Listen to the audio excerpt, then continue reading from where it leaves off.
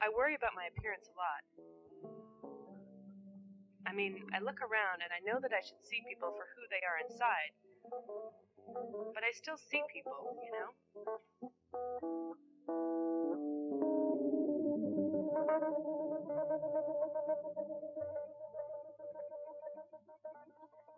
My boyfriend has a strategy that really works, but it's really frustrating. He throws away all the leftovers and whatever's left over from dessert. That way we only eat one serving. But for me it's hard because it's like throwing away a big bag of joy. It's so much more complicated than just choosing to eat or not to eat. I did that. I was one of those people that went to the doctor and said, "Look, doc, can't you just give me something for this? I see all these ads and there should be something that can help." I had seen a commercial that you would be followed by a doctor, and it was a guaranteed weight loss program. It was $600 just to join. Only recently has the $34 billion a year diet industry marketed prescription drugs directly to the American public. TV, magazines, even subway ads bombard us with the latest fads, each promising the pound-peeling miracle that the last one failed to deliver. Imagine what you could avoid eating in a single month. If you're significantly overweight, 30 pounds or more, depending on height, the doctor has something that may help you eat less. For more information, ask your doctor or call 1-888-4-MERIDIAN. I'm ready.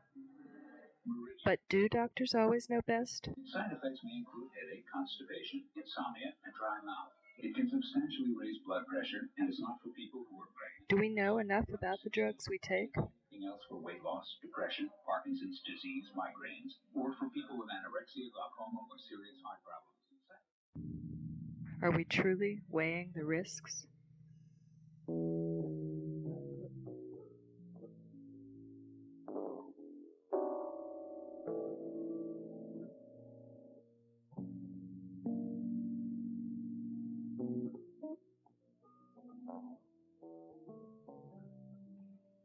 Consumer demand now determines the success or failure of prescription drugs, as was clearly the case with fen-phen, one of the most popular diet aids in history.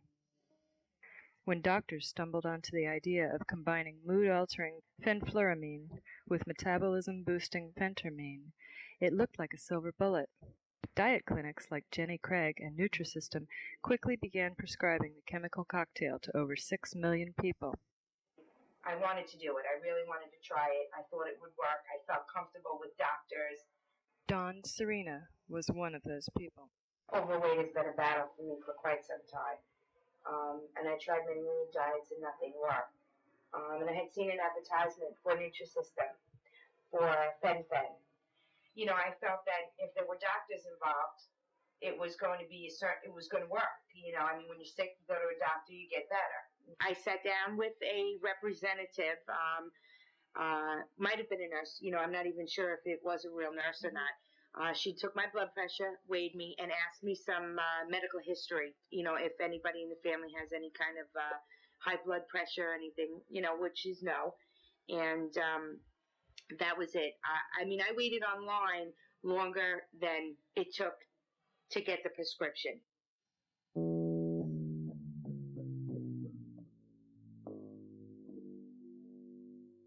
Within a matter of months, fen-phen patients began to develop severe heart and lung damage, leaky valves, and shortness of breath. Although both drugs received FDA approval more than 20 years ago, their safety in tandem was basically untested.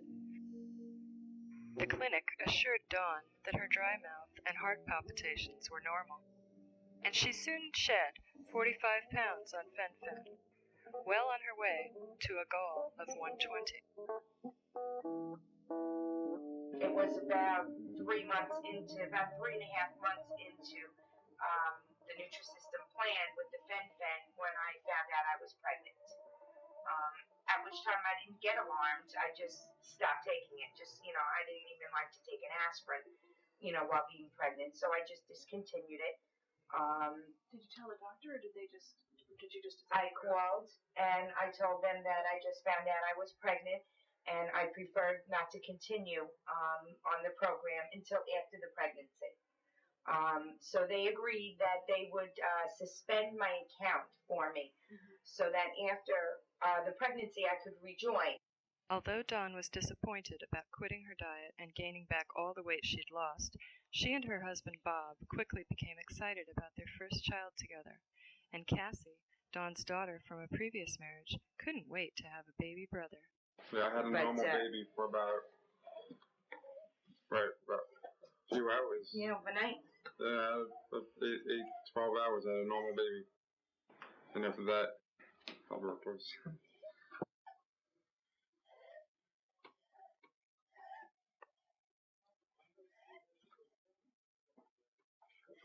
He's got a pretty big scar here, and the next one they'll go in through the same area, and so he'll always have this.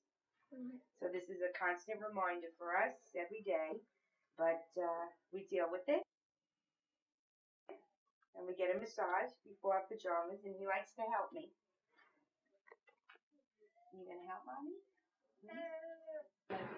Nicholas was born with a condition in which there was no path for the blood to reach the pulmonary artery or the lungs from the heart directly, so it had to reach by other means. And this was because the valve between the lung and the heart did not develop. It's called pulmonary valve atresia.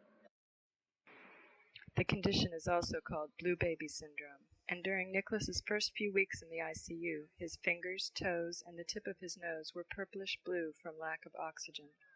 The Serenas christened their newborn son in the hospital, just in case he didn't make it home.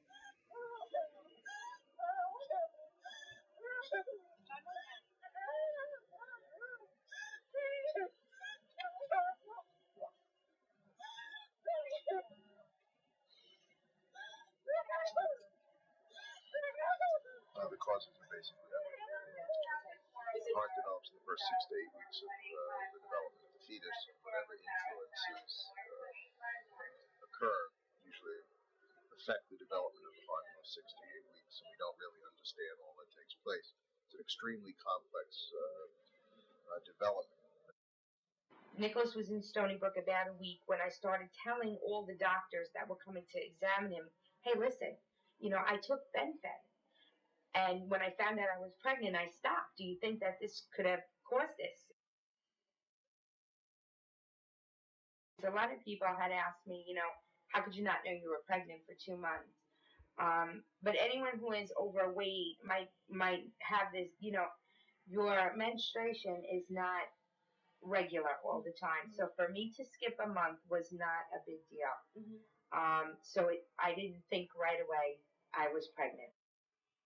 Dawn and I developed a pretty close relationship right from the beginning because I was the only one that would say to her, don't lose hope, just hang in there. I know something's going to happen. I don't know what yet.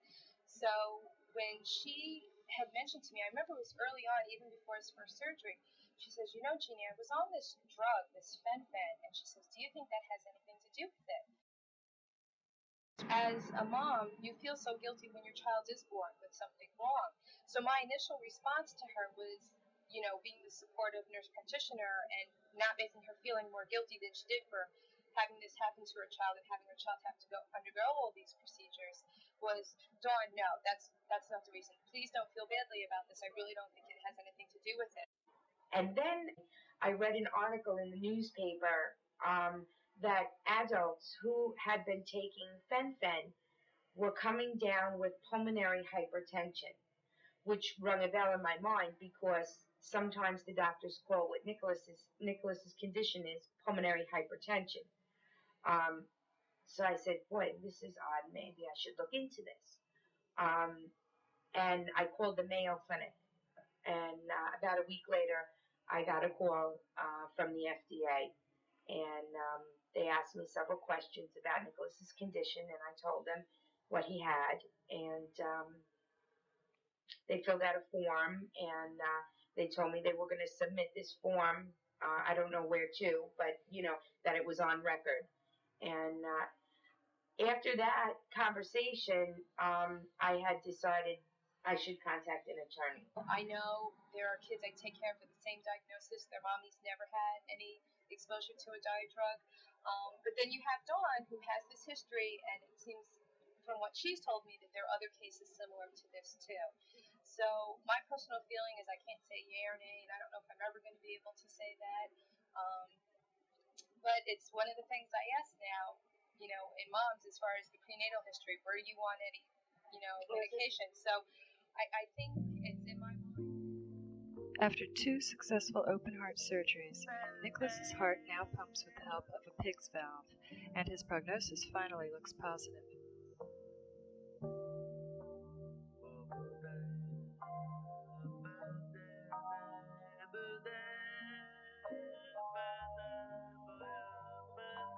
Still, doctors will have to replace the valve every few years for the rest of his life, and he'll never be able to run and play sports like other kids.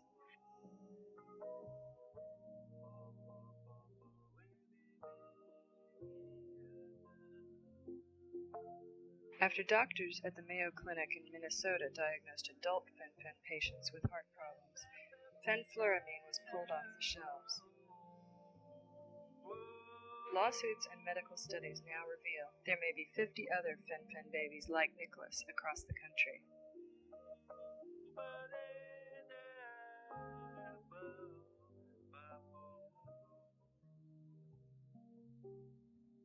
Like thousands of other former fen-phen patients, the Serenas filed a lawsuit.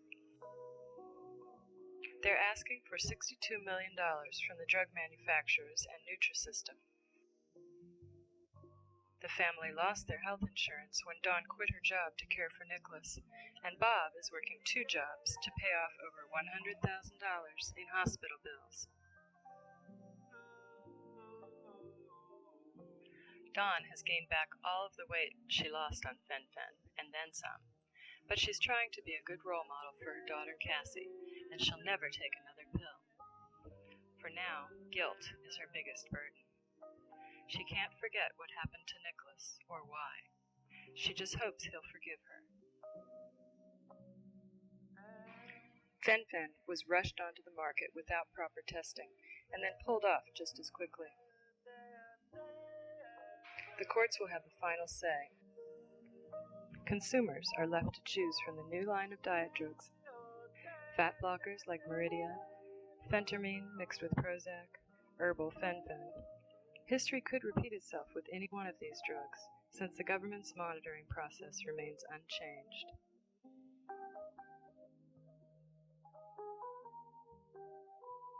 So, success or failure, safety or danger, is once again left up to patients to weigh the risks.